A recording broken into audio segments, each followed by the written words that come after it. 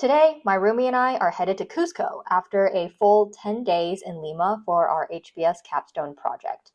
Cusco is a whopping 15,000 feet above sea level, so we'll see how I handle the altitude. And if you missed the last two vlogs, they're about my time in Lima exploring and working on a project through the capstone program that HBS organizes. HBS sends students across the globe to places such as Cairo, Cape Town, Taipei, Bangkok, and Sao Paulo to work with companies on a B2C problem. This experience was one of the brightest highlights of my RC year. Getting to eat at world-renowned restaurants, swimming with sea lions, and learning how to surf made the travel fun, but bonding with my team and building lifelong memories and memes with them made the experience top-notch and unforgettable.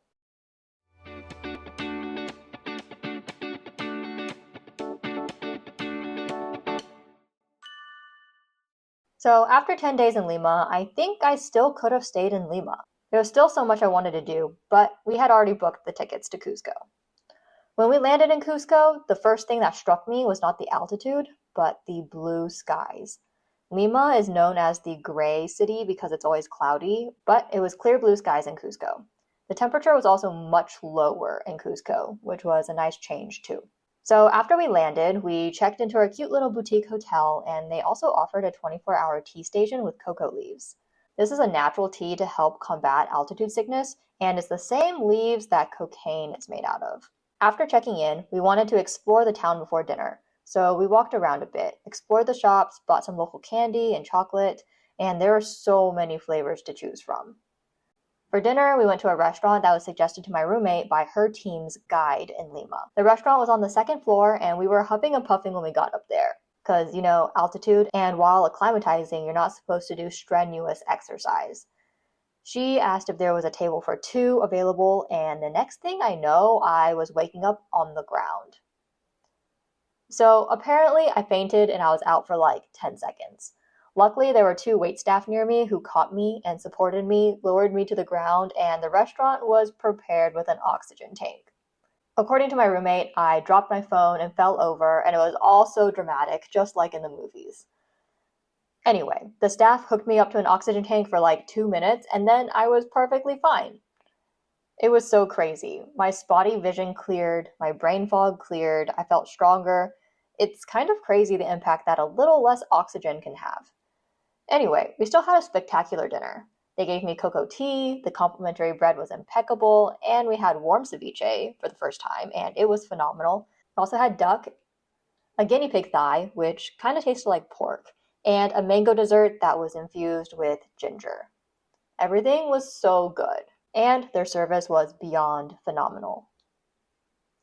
So after dinner, I did make sure to take my altitude sickness medicine that I got through Harvard University Health Services.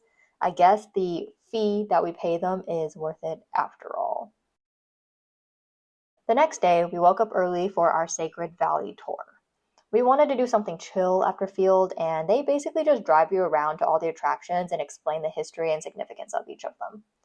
I will say it was absolutely freezing in the morning, and I regretted not wearing my thermals I brought, but then it became so warm and sunny, I was glad I did not wear the thermals I brought. And then it got cold again. So I learned a lot about Inca and pre-Incan history, but I really learned that I'm glad to be just a tourist here. One of the most interesting things we got to see was how alpaca wool is processed to become a fiber and used for textiles. Maybe it was just me because I knit and sew, but I was so impressed by how the wool is washed with a natural soap made of potato, dyed with natural pigment like the red color from a bug that is a parasite on cacti, and how salt can change the color.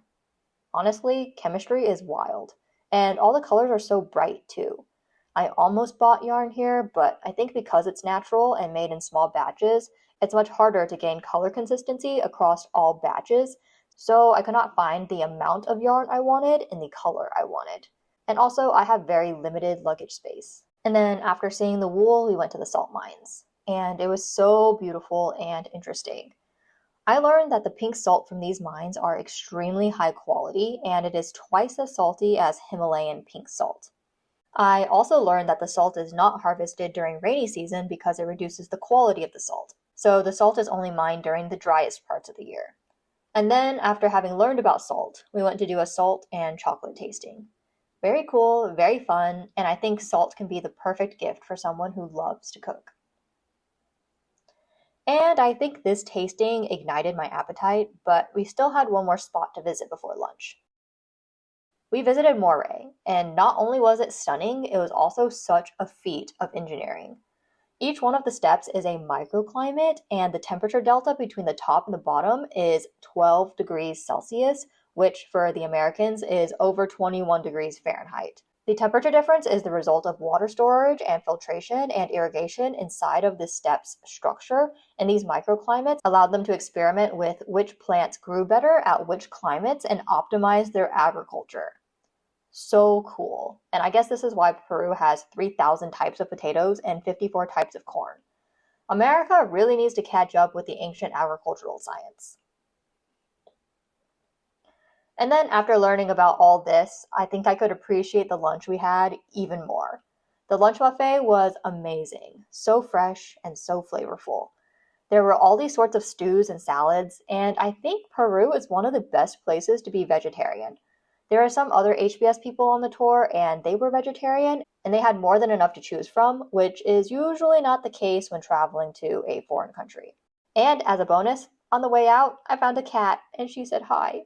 After lunch, we went to Ollantaytambo.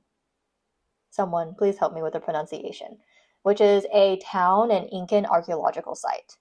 The views were stunning, and the town was so quaint. There was a lot of walking and climbing stairs, but luckily at 9,100 feet elevation, it was meaningfully lower than Cusco. The views were also breathtaking, and I loved learning how the Incas used natural elements for refrigeration and to build their competitive advantage. And after that, we were winding down the tour. We stopped briefly at an ancient tomb where thousands of people were buried, and then we made our way back to Cusco. At this point, me and my roommate were pretty hungry, and we stumbled upon this restaurant that basically served farm-to-table food. Well, I guess a lot of the food in Peru is farm-to-table because they grow so much stuff and the supply chains are so short. But anyway, the food here was just as tasty as it was beautiful. We got a few dishes to share and went home to bed happy and full. Oh, and also I don't know if this is TMI, but I've been really regular here in Peru. This has never happened to me while I travel, so it's really a testament of the food quality, diet balance, and accessibility here. Thanks, Peru. The next day, we finally got to try the hotel breakfast in Cusco, and it was very, very good. Also, let me just say that they are also so kind as well. They packed us food to go if we needed to leave before 6 a.m., which we did yesterday. Anyway, we ate, and now after section retreat and coming to Peru, I get the appeal of hotel breakfast. The last thing you want to do in the morning in a foreign country or a different city when you're hungry is figure out where and what to eat.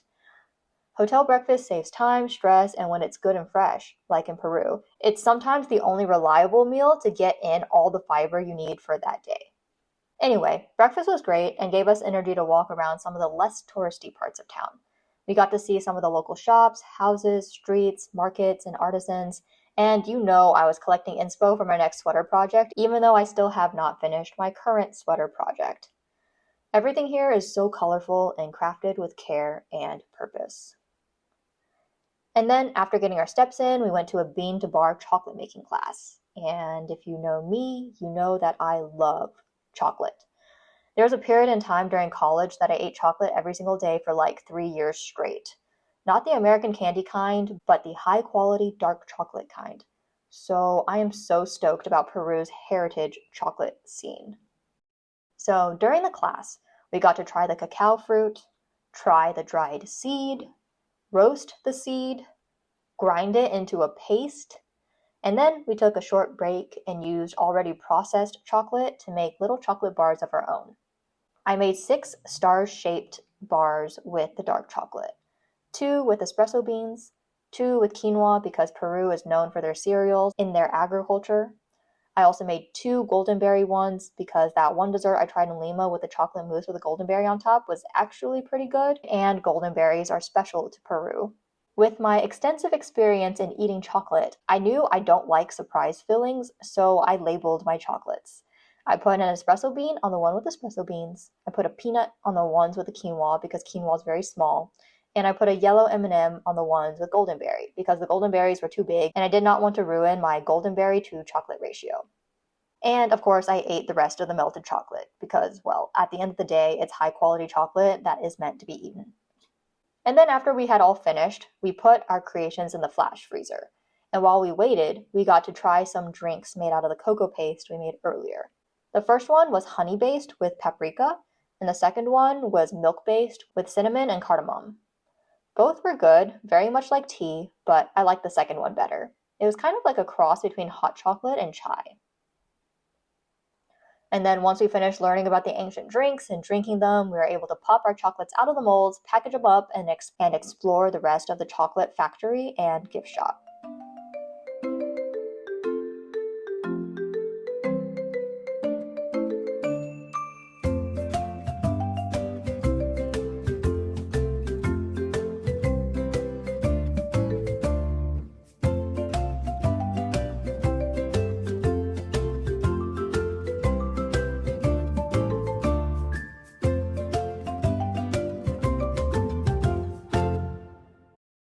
And to finish our relaxing day, after the Choco Museum, we put our stuff down and we went to go get a massage.